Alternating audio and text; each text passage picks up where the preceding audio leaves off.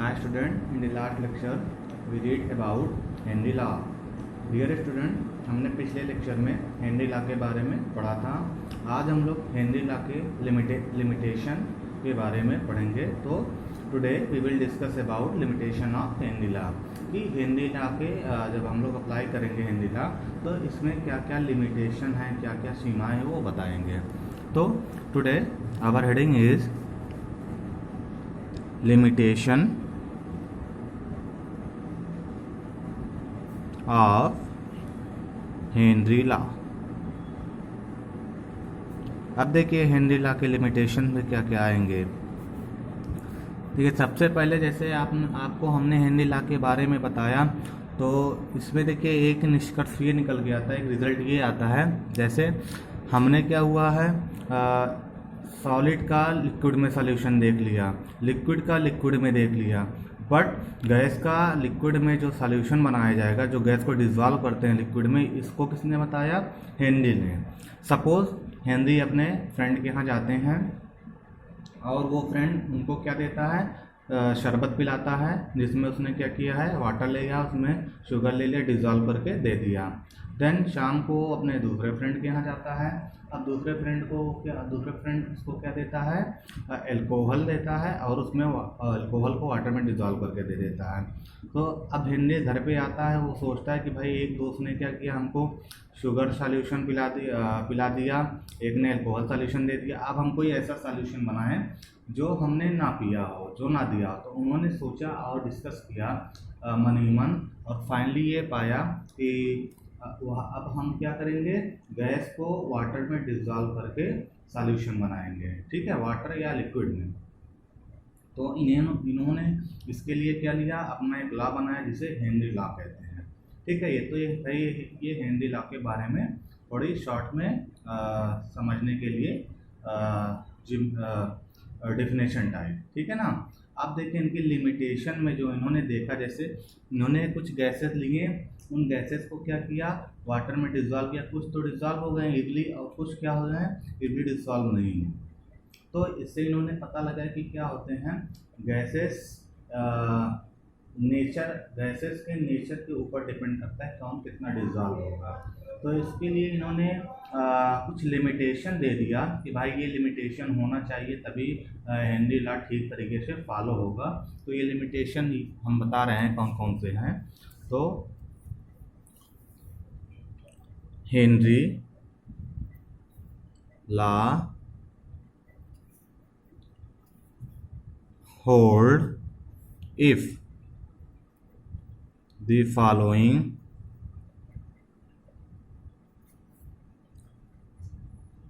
conditions are fulfilled। अब ये condition कौन कौन से हैं? तो पहली कंडीशन ये है कि जो प्रेशर है वो प्रेशर हाई होना चाहिए। So first condition is the pressure is high नहीं, मीडियम होना चाहिए, नॉट टू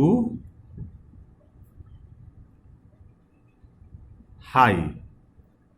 इट मीन्स जो प्रेशर है ये बहुत ज़्यादा हाई नहीं होना चाहिए, ठीक है ना। ये ध्यान रखिएगा कि जो हम प्रेशर लगा रहे हैं वो बहुत ज़्यादा हाई नहीं होना चाहिए। सेकंड है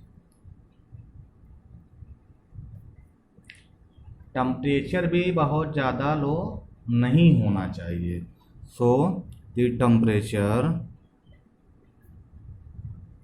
is not very low. It means temperature क्या होना चाहिए, बहुत ज़्यादा लो नहीं होना चाहिए, ठीक है। और थर्ड कंडीशन है कि जो गैस है ये सॉल्वेंट के साथ कंबाइन नहीं होना चाहिए, ठीक है ना। वो कंबाइन मतलब केमिकली कंबाइन नहीं होना चाहिए, बॉन्डिंग के अकॉर्डिंग, नहीं तो प्रॉब्लम आ जाएगी। So the gas does not chemically combine with solvent. क्या होगा बेटा, जो हमारा गैस है वो सॉल्वेंट के साथ केमिकली रूप से कंबाइन नहीं होना चाहिए, ठीक है ना। ये हो गई इतनी बात हेनरी लॉ में। अब देखिए हम क्या करेंगे, हेनरी लॉ और राउल्ट्स लॉ को दोनों को एक साथ देखते हैं कि दोनों में क्या क्या कैसे काम हो रहा है। तो our next heading is Henry law, Raoult's law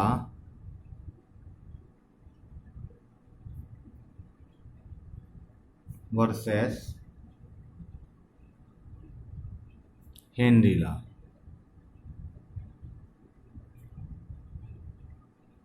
हम Raoult's law versus Henry law को देखते हैं क्या होता है। तो देखिए जैसा आप जानते हैं जो राउल्ट्स लॉ होता है इसमें जो वेपर प्रेशर आया था, ठीक है, कोई एक कंपोनेंट ले लेते हैं, जो एक कंपोनेंट हम ले रहे हैं, इसका जो वेपर प्रेशर होता है वो डायरेक्टली प्रोपोर्शनल होगा किसके, मोल फ्रैक्शन और इसके पार्शियल प्रेशर के, ठीक है ना। तो according to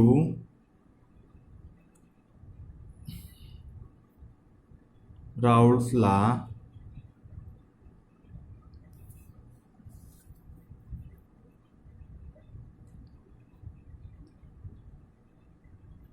the vapor pressure of the volatile components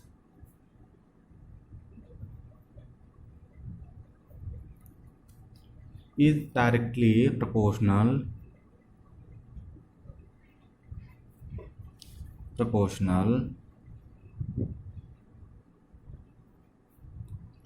to the mole fraction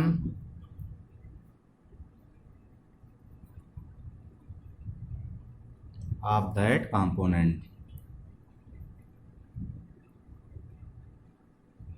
ठीक है। इसका मतलब ये हो गया जो वेपर प्रेशर है वोलाटाइल कंपोनेंट का ये डायरेक्टली प्रोपोर्शनल होगा किसके, मोल फ्रैक्शन के, ठीक है ना। So vapour pressure of A is equal to P not A into X A, ठीक है। ये आपका राउल्ट्स लॉ के अकॉर्डिंग हो गया और एक्स ए आपका मोल फ्रैक्शन है, ये वेपर प्रेशर आ गया, ठीक है। अब देखिए हेनरी ने क्या बताया था, हेनरी ने बताया कि जो गैस की डिसॉल्विंग पावर होती है, जो डिसॉल्विंग होती है लिक्विड में, वो क्या होती है, P A is equal to K H into X A, ठीक है ना। It means if a gas is dissolved in a liquid, then according to Henry law. अब इसका मतलब ये बेटा जब गैस को हम लोग लिक्विड में डिसॉल्व करते हैं तो जो आपका प्रेशर होगा पी ए वो क्या हो जाएगा, मोल फ्रैक्शन और हेनरी कांस्टेंट के इक्वल हो जाता है, ठीक है। तो ये दोनों हो गए। वर्सेज में बस इतना याद रखिएगा जो हेनरी लॉ होता है वो गैस को लिक्विड में डिसॉल्व करते हैं और जो राउल्ट्स लॉ होगा ये क्या होता है, वोलाटाइल कंपोनेंट को लिक्विड में डिसॉल्व करेंगे, ठीक है। तो इतना डिफरेंट है। देन देख लेते हैं दोनों में सिमिलरिटी क्या क्या आते हैं, क्या क्या सिमिलर हैं।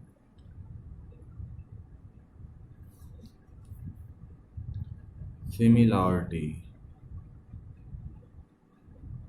देखिए सिमिलरिटीज में क्या क्या आएंगे आपके, जैसे जो दोनों चाहे हेनरी हो या राउल्ट्स लॉ है, दोनों में हमने देखा कि ये क्या होते हैं, मोल फ्रैक्शन के ही प्रोपोर्शनल होते हैं, ठीक है।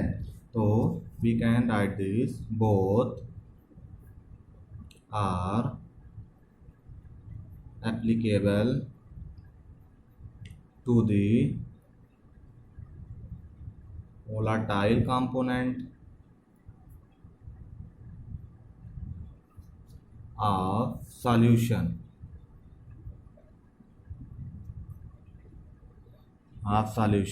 and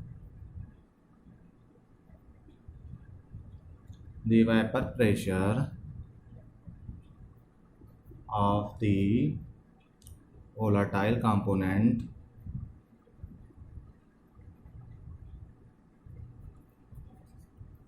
if directly proportional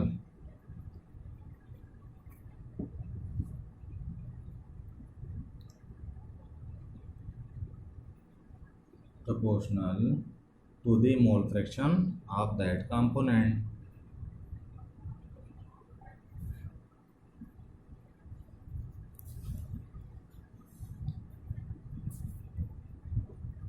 इसका देखिए मतलब ये हो गया, हम चाहे राउल्ट्स ला लें या हेनरी ला लें, दोनों में ही जो कंपोनेंट हैं वो कंपोनेंट क्या होते हैं, डायरेक्टली प्रोपोर्शनल होते हैं किसके, मोल फ्रैक्शन के, ठीक है ना। तो ये सिमिलरिटी हो गई। देन डिफरेंस आप जान ही गए हैं, डिफरेंस में ये दोनों आ जाएंगे आपके, ठीक है ना। देन अब देखिए कुछ यूजेज होते हैं हेनरी ला के, यूजेज क्या है या एप्लीकेशंस क्या क्या हैं वो देख लेते हैं। Applications of Henry law.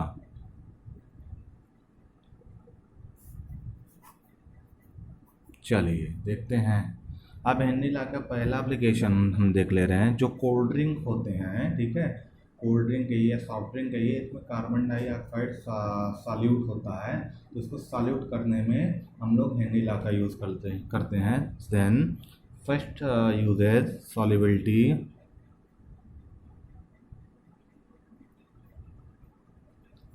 of carbon dioxide gas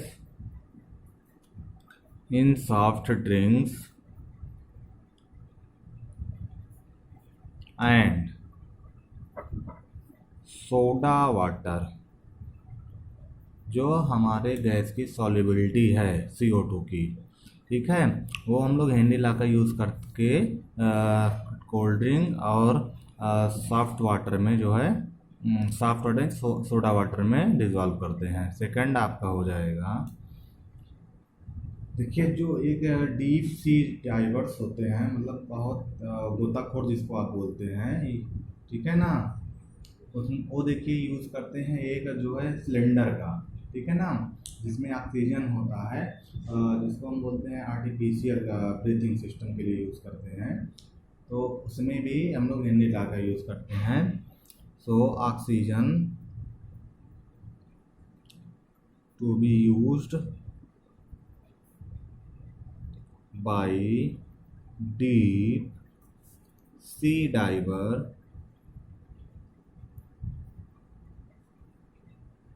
is generally,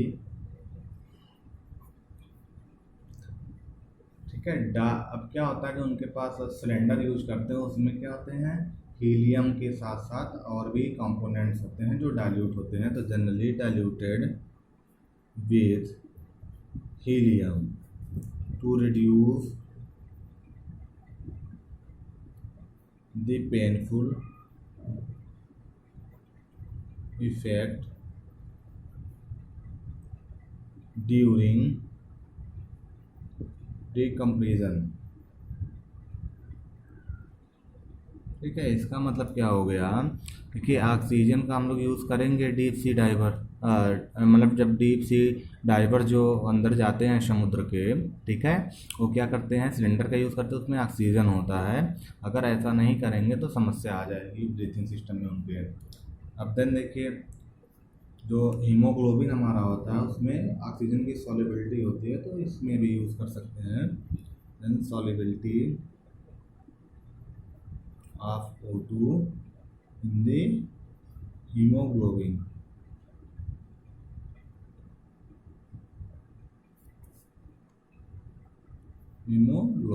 ठीक है, ये हो गया। ये तीन बेटा आपके क्या हो गए, एप्लीकेशंस हो गए हैं। तो हेनरी लॉ में इतना ही। देखिए इसके साथ ही ये चैप्टर फिनिश हो गया। अब कल से न्यू चैप्टर स्टार्ट करेंगे, जो इसके न्यूमेरिकल बचे हैं और जो न्यूमेरिकल हम नहीं फॉलो किए हैं वो बेटा क्लास जब आपकी ओपन होगी तब समझाएंगे, क्योंकि अभी समझ में नहीं आएगा आपको उतना। So thank you for watching this video.